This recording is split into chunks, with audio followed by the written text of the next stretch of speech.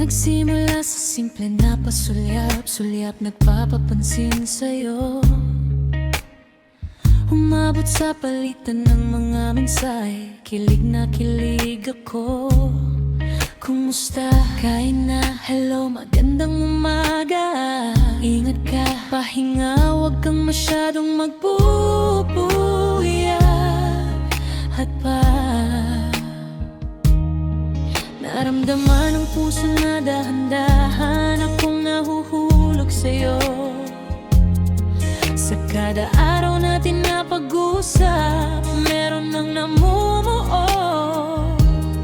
Ngunit di ko na alam kung ano ang patutunguhan.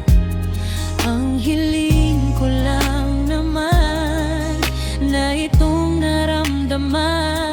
Sana naman ay mapagbigyan na anang mapakinggan ang tibok ng puso kong sa'yo lang naramdaman ang tunay na kaligayahan. Sana naman mapagbigyan ang tibok ng puso.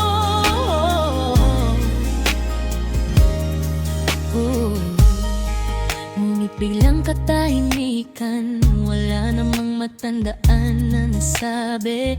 Baka sakaling ika'y aking nasaktan, bigla na lamang ika'y di nagparamdam. Ako ba'y pinagsawaan o may ginagawa?